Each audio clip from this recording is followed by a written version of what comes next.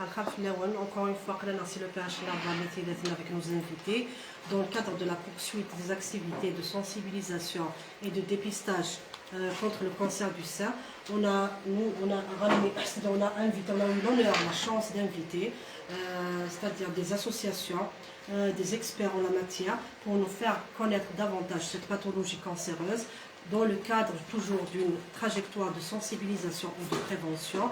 Avec moi, j'ai le plaisir d'accueillir, de recevoir le PH, l'association nationale pour les cancéreux. À leur tête, la présidente, Madame Hiresh Nakhla, c'est la présidente. Monsieur Slimi, c'est le secrétaire général. Ils sont là pour faire connaître leur travail de prévention. Ils sont là pour éclairer les gens. Ils vont se dire qu'est-ce que cette association peut leur offrir en matière de prise en charge, en matière d'accompagnement.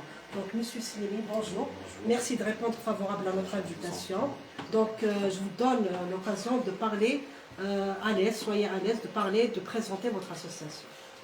L'association nationale pour les cancéreux a été créée en 2024 dans le but d'aider des malades, des cancéreux. Voilà, des cancéreux. Les activités, nos activités diffèrent, bien sûr. Donc, on reçoit des malades, on les aide, on leur apporte des analyses, des radios, on fait aussi des chimiothérapies aussi, des traitements nécessaires. Vous accompagnez ces malades? Oui, ces malades, bien sûr, on les accompagne. Vous les accompagnez. Donc elle est témoin à côté de moi. Hein. Oui. C'est quelque chose, elle va me bien sûr. faire appeler. Elle va compléter l'information. Voilà. Donc on leur amène des traitements, donc il y a beaucoup de choses. Vous prenez en charge, on peut savoir en termes c'est-à-dire de nombre, vous prenez en charge combien de malades cancéreuses? On prend la prise en charge totale pour les femmes. C'est-à-dire, vous avez un nombre? Oui, on les héberge. L'hébergement, c'était ça pour ces femmes-là. Vous leur offrez l'hébergement? Oui. D'accord. Au niveau de 58 d'ailleurs. C'est national, oui. Vous prenez en charge à l'échelle nationale? À l'échelle nationale. D'accord. On héberge bien sûr les femmes qui sont malades pour qu'elles subissent par la suite des traitements. Vous leur facilitez le déplacement. C'est ça. Vous leur offrez le transport également. Le transport aussi. Le manger, le transport. Le transport. Vous avez beaucoup d'adhérentes? Oui, beaucoup d'adhérentes. On active toujours. Mais plusieurs fois, c'est la présidente qui est trop chargée. 2 ou 3 personnes, pas plus. Ouais, d'accord. En plus des traitements que vous leur offrez, est-ce qu'elle vous sollicite pour autre chose, c'est-à-dire une prise en charge plus spécialisée, les examens complémentaires, par exemple les radios, les IRM, est-ce que pour le scanner, est-ce qu'elle vous sollicite pour ça? Oui, évidemment. J'ai cité tout à l'heure. Donc, des radio-analyses, radio-chimiothérapie. C'est-à-dire chimiothérapie, vous rapprochez les rendez-vous de chimiothérapie. On rapproche. Ils sont retardés, mais il y en a tout le monde avant. Voilà. Vous faites des interventions pour faciliter ça. Voilà. On a signé, bien sûr, je vais le dire aussi, la convention, donc je découvre que je suis à l'aise. Voilà, il faut dire ce qu'il y a. Voilà, donc on a signé la convention avec l'hôpital des cancéreux 6 à DBK. Le CAC. Ils ont facilité. Quelle année vous l'avez signé? Cette année? C'est en 2000. Cette année, 2024. En 2024, c'est très bien. Juste le début de la création de cette association, en 2024. C'est exactement la convention, nous nous facilitons la tâche. On a fait parler sans nom, et je dois les malades pour parler sans nom aussi. Mais c'est bien, elles ont besoin de ça. C'est très important. Et pour l'accompagnement psychologique de ces patients, est-ce que vous vous occupez des problèmes psychologiques? Oui. Est-ce que vous avez un psychologue au sein de votre association? Un psychologue. Elle s'occupe du suivi psychologique de ces patients? Pour les rassurer, pour leur dire que c'est pas grave, il faut être courageux. Normalement, la psychologue devait être là avec nous, c'est très important. Oui, je voulais parler du volet psychologique. Vous savez, moi je ne suis pas médecin, mais j'ai la culture, j'ai fait l'ancienne école, je ne me vante pas. La culture générale est très importante. Et la communication. La communication. Quand on est dans la culture générale, dans tous les domaines, culturels ou bien, enfin tous les domaines, on peut être une clé qui ouvre toutes les portes. Tout se passe dans la tête, c'est psychique. Oui. Ouais, moi, j'ai remarqué aussi, bon, il y a des femmes aussi, moi, j'ai entendu à la radio, des médecins qui en parlaient, Oui. il y a des femmes qui pensent psychiquement. Bon, je vais le dire, hein. Elles pensent, voilà, se disent, voilà, peut-être j'ai ce cancer-là. Donc, elle peut véhiculer des cellules cancéreuses.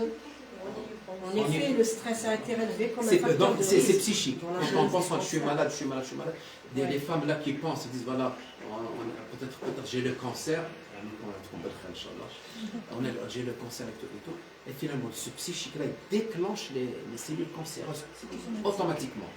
Donc, je crois qu'il faut être vraiment très fort de caractère. Et une femme atteinte d'un cancer, il faut qu'elle soit courageuse, l'affronter et toujours faire des messages à l'avance. Il vaut mieux Prévenir. Justement, prévenir que guérir. guérir. on Moi, va en j'ai parler donné de juste Céline. mon point de vue. Par rapport à ce Voilà. mois d'octobre rose, on vous a invité dans ce cadre-là. Qu'est-ce que vous avez fait comme activité spéciale durant ce mois d'octobre rose? On va se limiter à ce mois. Qu'est-ce que vous avez offert pour ces patients durant ce mois? On a reçu des patientes, ils ont été hébergés. نقول الشنط تبع الشنط تبع voilà elles ont été hébergées dans différentes wilayas voilà elles ont été prises en charge. Vous recevez des patients du Sud? Oui, bien sûr. Et vous savez que le Sud, malheureusement, ils sont vraiment abandonnés. Les enfants, y compris, bon, je peux dire la populace du Sud, elle est vraiment écartée. Il y a des maladies là qui surgissent, il y a beaucoup de choses. Je comprends même une femme qui accouche là-bas, il faut tout un protocole. Essentiel, vous les recevez, vous les prenez on les en reçoit charge. chez nous. Un manque de rien, ces femmes. Il manque rien de rien, c'est normal. Là, il y a la conscience professionnelle aussi. Vous travaillez avec le secteur libéral également. Oui, le secteur libéral, on travaille avec eux. Des fois, on reçoit même des médecins. Bénévole. Oui, bénévole, bien sûr. Parce que cette association a but non lucratif. À vrai dire. On est là pour aider les gens et que nous pouvons finir Voilà. Donc, je pense qu'on a fait un petit peu le tour de la question, M. Slimi. Si vous avez quelque chose à nous dire avant de clôturer, vous avez quelque chose à nous rajouter. Mettez-vous à l'aise si vous avez quelque chose à nous rajouter. Ou à recommander pour ces patientes qui nous écoutent là, qui sont en train de nous écouter. C'est quoi votre message pour ces patients? Les patients malades, qu'ils soient les bienvenus chez nous. Voilà, parce qu'il y a beaucoup de patients qui sont hésitantes. On peut bien les recevoir et les prendre en charge. Comment elles vont vous contacter? Vous avez vos affiches? Il y a les affiches, on a placé deux grandes affiches dehors. Et on prendre une capture d'écran, Oui, vous les avez ramenées après, on va les... Tout le monde est, comment dirais-je, tout le monde puisse bénéficier de votre donc voilà, maintenant c'est facile, vous pouvez prendre une capture d'écran, vous pouvez prendre une photo, puis vous avez des... En cas, vous contactez. Ben voilà. Voilà, la présidente, la porte est ouverte. Merci beaucoup, M. Slimi. Merci, Madame Khirache, d'être là, encore une fois. Merci de nous avoir invités. Merci. Et vous nous avez honorés. Voilà, j'ai beaucoup de cartes, je vais les distribuer tout à l'heure. Merci beaucoup. Merci, M. Slimi. Après, on va publier. Tout à l'heure, on va passer aux communications médicales. On va commencer par Dr Manon, notre gynécologue, qui va nous parler du dépistage du cancer du sein. Après, ce sera Dr Ferrani qui va nous parler de thématiques très intéressantes, l'alimentation saine, l'accompagnement d'une personne cancéreuse, qu'est-ce qu'elle doit prendre ou ne pas prendre en matière d'alimentation saine, puis moi, les facteurs de risque et l'épidémiologie générale du cancer du sein. À tout à l'heure. Merci. Merci.